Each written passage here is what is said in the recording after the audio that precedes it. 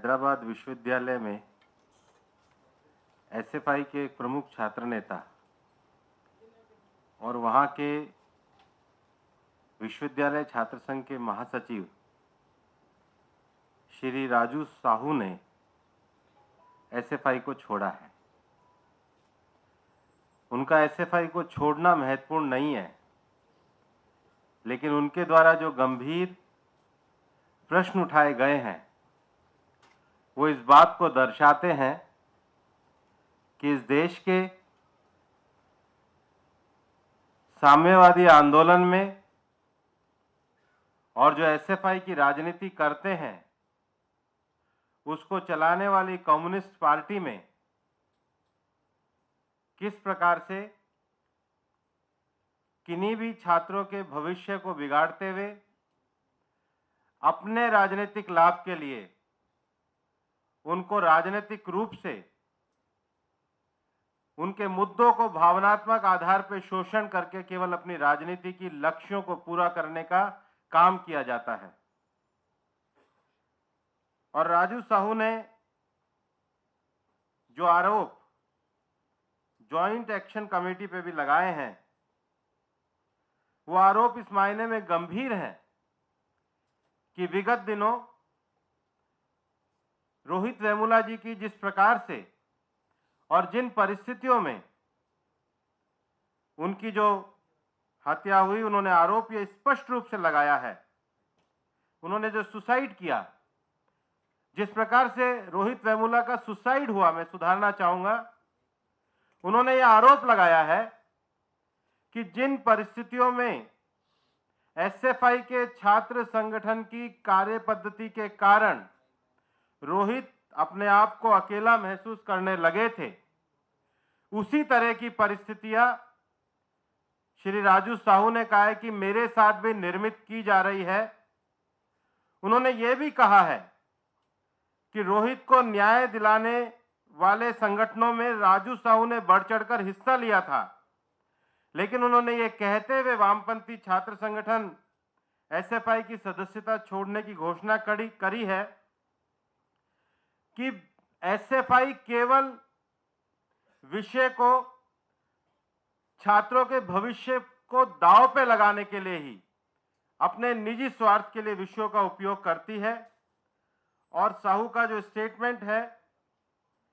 उन्होंने कहा है, मुझे लगता है कि गलत रास्ते से खुद को दूर रखकर थोड़ा बाहर निकलकर अपने आप को बचा सकता हूं।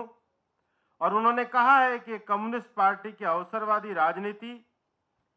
और कुछ लोगों के खिलाफ झूठा प्रचार करने की नीति को अपने पार्टी छोड़ने की वजह बताई है। और ये सच है कि एक नौजवान छात्र नेता ने अपने सारे घटनाक्रम को, जो रोहित वेमुला का सुसाइड हुआ था, उस सारे घटनाक्रम को लेते हुए जो आज स्पष्टता से बात रखी है वो वामपंथी दलों पर,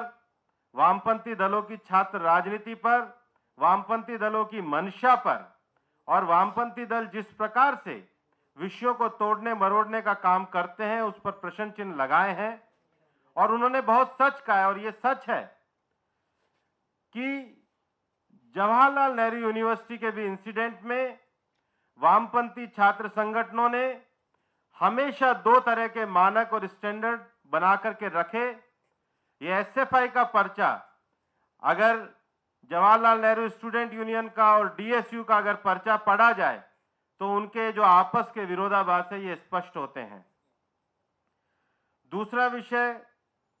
बिहार के संबंध में है। बिहार में जो नशाबंदी की बात करने वाले लोग हैं वो खुद सत्ता के नशे में मगरूर हो गए हैं। और ये सत्ता का नशा इतना जबरदस्त बिहार में छा रहा है कि पिछले 4-5 महीने के शासन काल में 12 से ज्यादा इंसिडेंट, 1 दर्जन घटनाएं बिहार में घटी हैं। मैं केवल आपको याद कराना चाहूंगा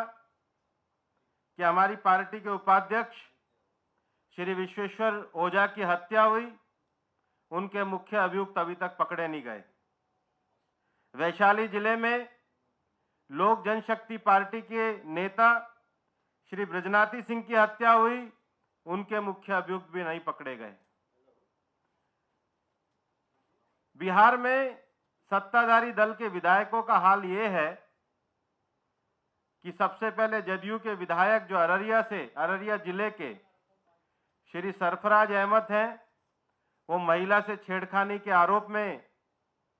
उनके खिलाफ कार्रवाई करी। जदयू ने केवल उनको पार्टी से निकाला। विक्रम के विधायक सिद्धार्थ पे नाबालिग लड़की को भगाने का आरोप लगा, पुलिस ने केवल लीपापोती करी। नवादा जिले के विधायक राजवल्लभ यादव एक नाबालिग लड़की से रेप का आरोप लगा, लेकिन पुलिस उनको गिरफ्तार नहीं कर पाई, उन्होंने खुद ने सरेंडर किया। रुपौली की विधायक बीमा भारती और जो सांसद है संतोष कुशवाहा, वो सरेआम थाने से अपराधी को छुड़ा करके ले गए, पुलिस ने कुछ नहीं किया। भागलपुर जिले में बिहीपुर के विधायक गोपाल मंडल ने डीएसपी को धमकी दी कि मैं उठा करके गंगा में फेंक दूंगा, उनके खिलाफ कोई कार्रवाई नहीं हुई। इससे पहले गया जिले की एक और विधायिका कुंती देवी के बेटे ने डॉक्टर को भगा कर पीट कर मारा, लेकिन उनके खिलाफ एफआईआर दर्ज हुई, कोई कार्रवाई नहीं हुई। और अब जदयू की विधान पार्षद मनोरमा देवी के बेटे का जब नाम, रॉकी यादव का जब नाम आया है, तो बिहार की सरकार ने किसी भी प्रकार की संवेदनशीलता नहीं दिखाई। ये कोई सामान्य घटना नहीं है, ये निर्मम तरीके से की गई हत्या है और अपराधियों के खिलाफ कार्रवाई करने में और संवेदना दिखाने में बिहार के मुख्यमंत्री और उप मुख्यमंत्री ने काफी देरी करी। और मुझे बड़ा दुख है कि बिहार के उप मुख्यमंत्री ने, श्री तेजस्वी यादव ने, अपने बयान देते समय आतंकवाद और अपराध में भी कोई अंतर होता है, इस अर्थ को नहीं समझा। और ये दुखद है, उनको एक मां के दर्द को समझना चाहिए। बिहार की सरकार को लोगों को कानून की सुरक्षा देनी चाहिए। जो नीतीश कुमार जी, मैंने आपको एक के बाद एक सारे घटनाक्रम बताए हैं, वो अपने विधायकों को नहीं संभाल पा रहे हैं, तो बिहार में अपराधियों पे किस प्रकार से नियंत्रण करेंगे। और इसलिए बिहार का ये जो सत्ताधारी ये जो गठबंधन है, इसकी ये घटनाएं लगातार बता रही हैं कि बिहार में नीतीश कुमार जी कह करके तो ये आए थे कि मैं नीतीश निश्चय लेकर के आऊंगा, पर बिहार में कानून व्यवस्था और शासन पे अनिश्चय के बादल इतने ज्यादा आ गए हैं कि अगर पुलिस के डीएसपी को गंगा में फेंकने की बात की जाए, अगर महिलाओं के साथ सरेआम विधायक छेड़खानी करे, अगर नाबालिग के साथ रेप हो, अगर डॉक्टर को मार कर पीटा जाए, और अगर एक निर्दोष बच्चे को सड़क पर इस प्रकार से गोलियों के साथ अगर उसकी सरेआम इतनी दर्दनाक तरीके से हत्या की जाए, तो नीतीश कुमार जी को इसकी नैतिक जिम्मेदारी लेते हुए सबसे पहले खुद का इस्तीफा देना चाहिए। ये विषय मैंने आपको कहा है क्योंकि हमारे दिल में जिस प्रकार से आदित्य की हत्या हुई है, उसके लिए न केवल संवेदना है, हम ये जानते हैं कि बिहार का शासन पूरी तरीके से पंगु हो गया है। और जैसे मैंने प्रारंभ में भी कहा है कि आज वामपंथियों का भी जो एक चेहरा है, उस चेहरे में जो वामपंथियों की अवसरवादिता है, वामपंथियों के द्वारा मुद्दों का जो भटकाव है, और वामपंथियों के द्वारा नौजवानों का जिस प्रकार से राजनीतिक विचार के नाम पे नौजवानों को एक शोषण किया जा रहा है, उनका भी एक चेहरा देश की जनता के सामने बेनकाब हुआ है। मुझे लगता है आपको अपने लोगों से नाम पूछ लेना चाहिए मैडम। उसमें जो दस्तावेज जो आज पूरे टीवी चैनल्स पर देखने को मिलता है कि किन किन लोगों को पैसा दिया गया, कौन कौन अधिकारी थे, कौन पॉलिटिकल लोग थे, कौन फैमिली थी, तो किसकी फैमिली का नाम बार बार आता है, मैं इस पर चर्चा